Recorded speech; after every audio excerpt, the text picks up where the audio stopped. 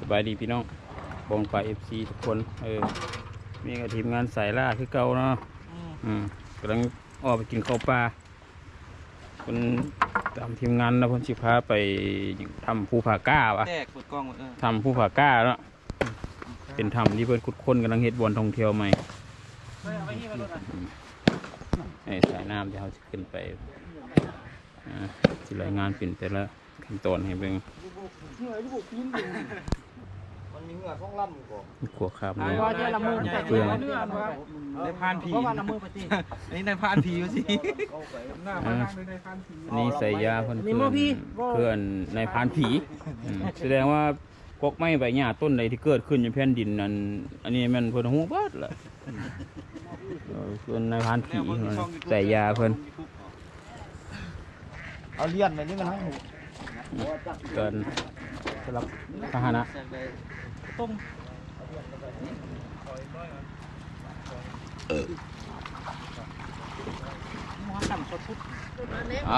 ทีมงานเริ่มออกเดินทางแล้วเด้อ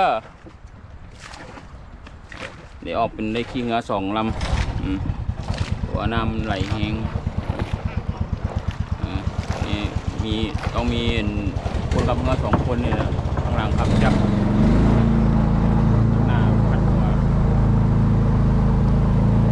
สถานที่ที่เรามานี่เป็นเมืองเมฆเขตเมืองจันทร์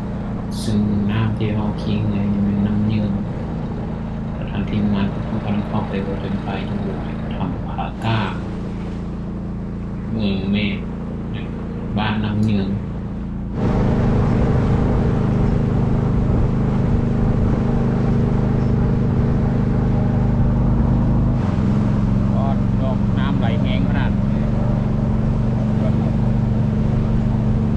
โดนน้ำพี่พ่อ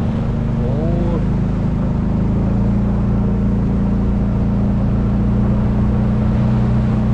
ยอด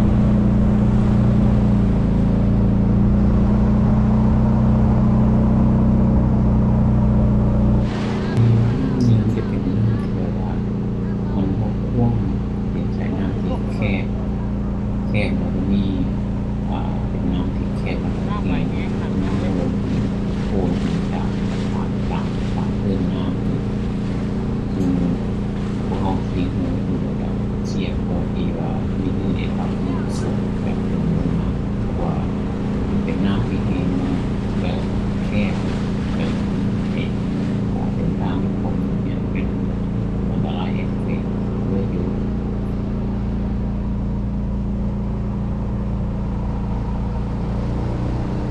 เทเลบอลนี่เนาะน้ำไหลแห้ง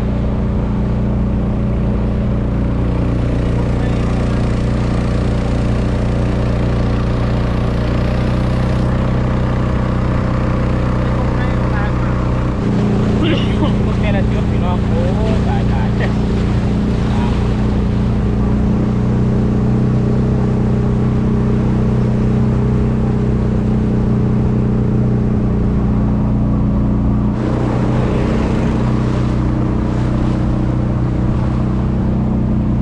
ทีมงานเอาพักยันมีเงาสวนลงมาว่าข้างหน้ามันจะเป็นแกงน้อยยันเนื้อมันรีบกันโคดินก็ได้ท่าว่ามีทีมงานว่าไปท่าจอดตรงนี้เดิมอีกกันหนึ่งว่าท่านเดี๋ยวทีมงานทำข้างหน้าเกินก่อนนะคือหน้ามันน้อยเนาะน้อยไหลคนไหนที่มันเป็นแกงเป็นอย่างนี้แบบ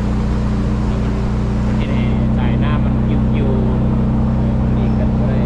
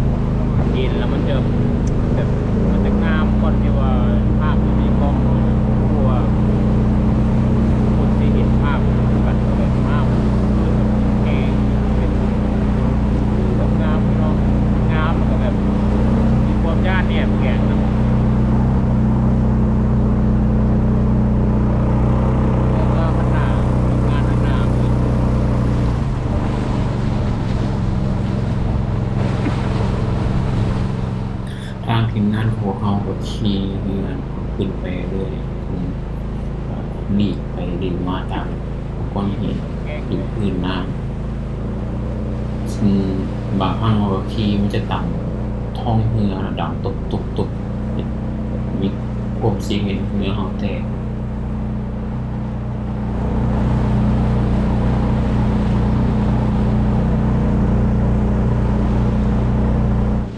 ทุกคนเห็นว่าก้อนหินอยู่พื้นน้ำก้อนมันจะก้อนมากเองน้ำมันบริเลึกเป็นน้ำมันกับบางบวนกับเพียงเอวเพียงเอิกไปเฉยแต่ว่าน้ำมันไหลตามก้อนหินเป็นน้ำแบบคือไหลแห้ง เสียเลยพี่น้องเรือมันจะสวนกันมาไหม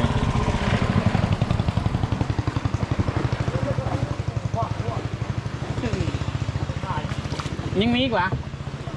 ยังมีวะโอ้มองไห้ก็เรามีเรือมาอีก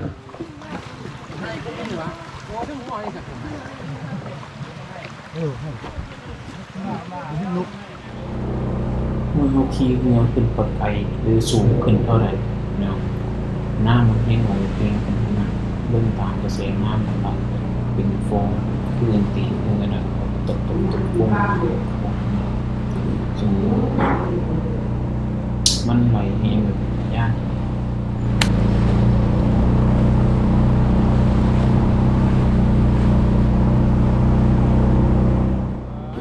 ซึ่งตอนนี้ทีมงานเราก็ได้ขึ้นฮอดขึ้นทางนะครับทีมเจอกับแก้มหนึ่งที่ไรทีรู้สึกเกิดเหตุบกพร่องก่อนที่ในเนื้อของเราโค้งขึ้นก้อนหินซึ่งตอนนั้นทางทีมงานของเราตกใจว่าเงินสิบขวบแต่จะได้แต่ทางนี้ทีมงานเพิ่นเป็นคนขับเรือและส่วนของเรือก็สามารถลงไปยุ่งหัวจมูกหินขึ้นเขาก็เดินทางไปโดแต่ว่าก็ยังพาว่าตกใจเพราะว่าน้ำมันไหลเองจนขึ้นว่าสิไปบ่ได้แล้ว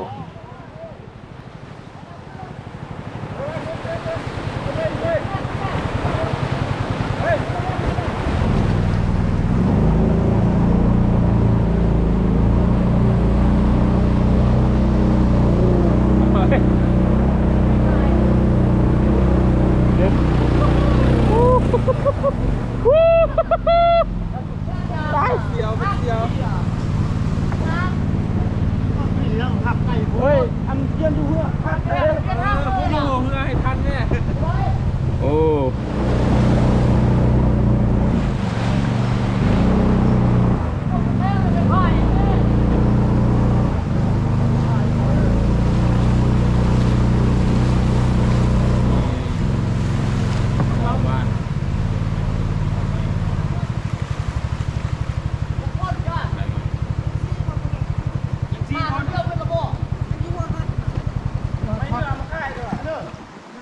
บ้านผมพูดพัดโอ้เป็นท้ายนี่เนี่ย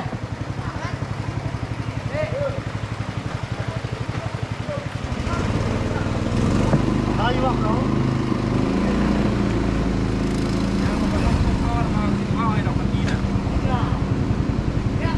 เจ้าจะบื้นจะเราเปิดบ่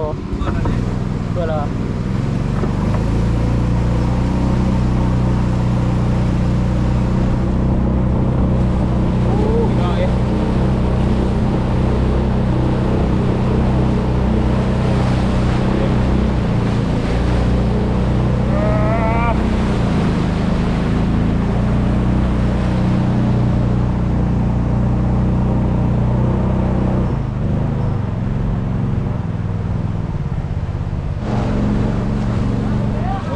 แต่ละด้าน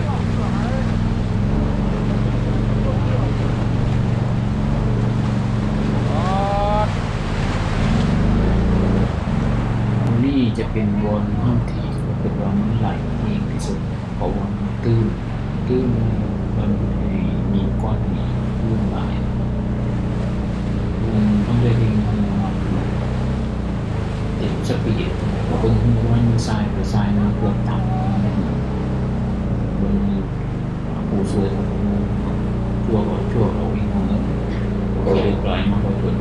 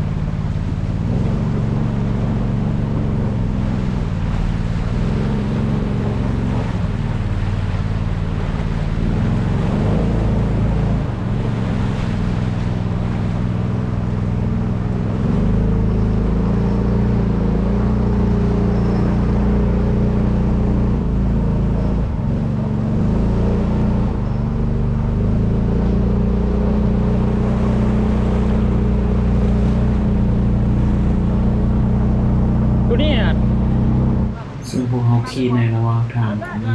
ชาวบ้านคนสวดลงน้องตลอดซึ่งเสียงหลายเขตที่มันโค้งเป็นคือชาวบ้านเขียน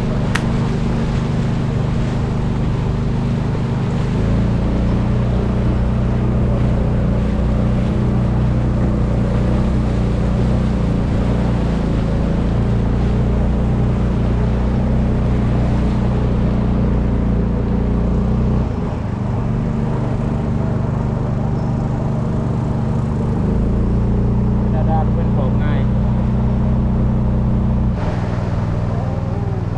ของงามสุดเลยธรรมชาติ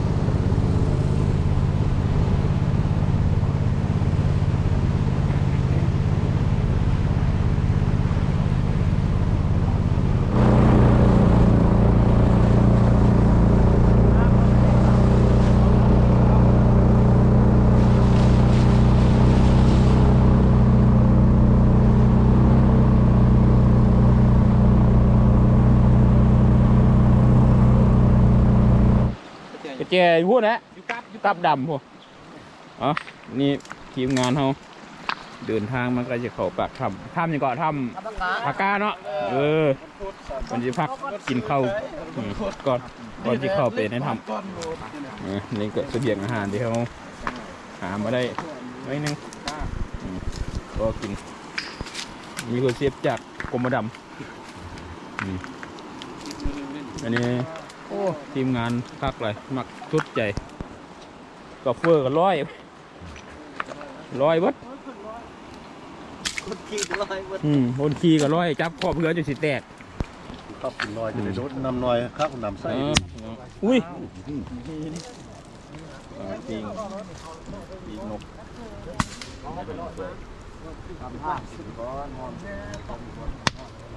อย่างโอ้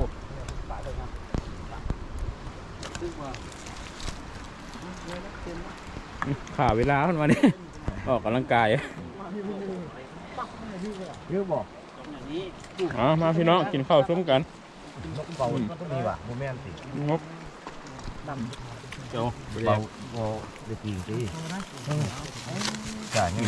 โคตรหมอ กินข้าวน้ำกัน ต้องเลย กระโหนโพด โคตรสุดเลยปั้นในรุ่นเกมเราคือกินกับเราเด้อ พี่พี่พี่น้องเอ้ยสุดท้ายเขาก็มาฮอดปากถ้ำผากก้าเนาะซึ่งพวกเขาจะได้ขี่เรือเข้าไปในสุดยอดเลยพี่น้องเห็นแต่คนเราลงในช่องกระคนอื่นวันนี้ได้ไปเห็นกับตาตัวเองแบบสุดยอดพูดจากสิบันละยายภาพไม่เห็นเลยว่ามันเป็นแบบไร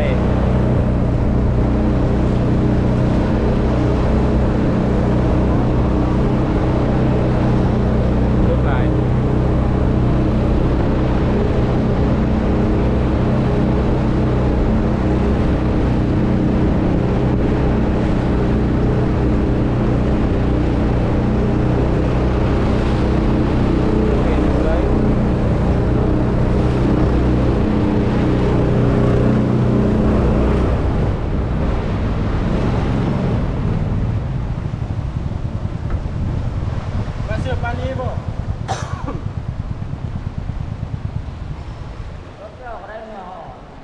ว่าบ่เห็นอย่างเลยป้าไปถึง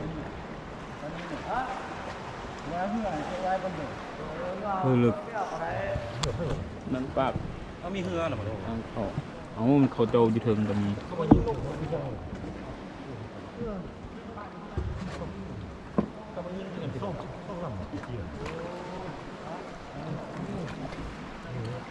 ถ้ำของก้าวถ้ำอย่างนี้ซึ่งอยู่ในปากอยู่ระหว่างปากถ้ำก็จะมีความกว้างประมาณ70 เมตรความสูงกันไหนประมาณ90 เมตรพอไฟฉายดึงสามารถส่องบนเห็นทาง ตัวทำยังมีโครงลึกเข้าไปในอีกมีสายน้ำที่เข้าไปในอีกแต่ว่ามันทางทีมงานของเขาก็มีกี่ทรายอยู่เนาะ ทำก็ได้ขึ้นไปขึ้นทำเมื่อเขาขึ้นไปเรื่องทำมันจะมีอีกถ้ำอีกกองหนึ่ง แต่เขาขึ้นนี่หมด มือหน้าคนเบิดอันนี้ขึ้นมาเป็นคนโลก ถามซื้อ บูเห็นกันเลยพี่น้อยขันมอดโคมนี่นะ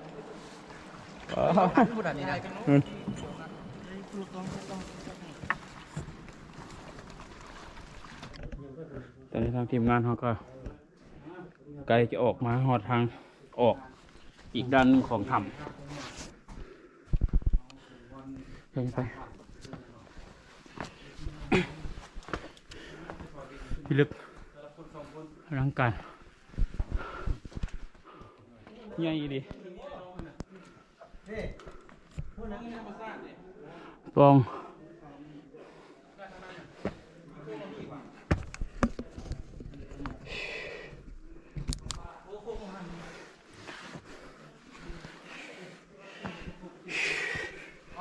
โอ้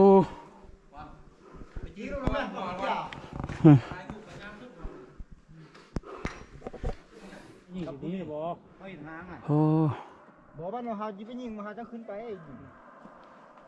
ออกมาพี่นะพี่น้องคือจะมาออกอีกโลกหนึ่งมันเป็นแบบเรื่องจูเลสิกเวอร์นะนักท่องเที่ยวมากแบบเขาไปเล่นหดผิดได้แบบมันบุจักสิพันละยายไปให้มาเห็นกับตาตัวเองนะมันภาพในกล้องมันบุคือกับกับภาพจริงที่เห็นแท้นะด้วยตาแบบมันก็จะอีกโลกหนึ่งจะไปจับยูใส่เมื่อคืนนี่พูดเขาเห็นเองใช่แอนลูกเป้าลูกพวกกินเงินหายเลยพักกินข้าวพี่น้องอีไตโคมกินข้าวในถ้ำได้เลยมันกินยูใส่ได้เลยนะยุงแฮมจะดาวงานออกตามจะใส่เนาะรถถ้ายากินข้าวกันเด้อพี่น้องเด้อทีมงาน7 ดาวยุงแฮม7 ดาวตัวกระทอกเอาบนท้ายเอาในผลงานมื้อนี้ตื้มจากนั้นเราท้ายเอาตัวนั้นรถผลงานที่อยู่หันหลายท้ายคนเดียวเจ้าเมืองจะหยุดก็หยุดค่ะเมืองเขาอะ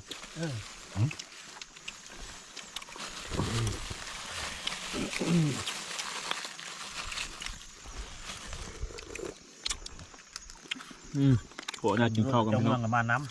ำช่วงนี้เป็นช่วงซุ่มกาแฟซีนุ่มใส่ตาบำรุงสายตาก่อน ใส่พูดละ2 เป๊กเลยนะจำเป๊กเดียวนี่ไปยู่อย่างส่องตอนขึ้นของแก้ไม่กินฟรีไปตอนเช้าพี่น้องเราโจละเช้า3,000ตัวนี้ก็ทีมงานเขาก็ได้สำเร็จภารกิจละเตรียมปิ้นนกที่กลับบ้านกลับอย่างไรแบบนี้เมื่อคืนนี้นอนนี่เลยพี่น้องเอ้ยงามแห้งผมจะรู้ว่านอนเบิงคืนนี้พากันนอนนี่เปิดแอร์เบอร์เซาเอสพุ่นดิวะ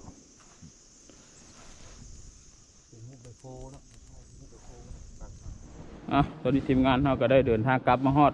ที่งาจอดแล้วเนาะจะได้ก็ฝากกดติดตามกดไลค์กดแชร์ไว้ติดตามกันในคลิปหน้าขอลาคลิปปิดคลิปไว้เท่านี้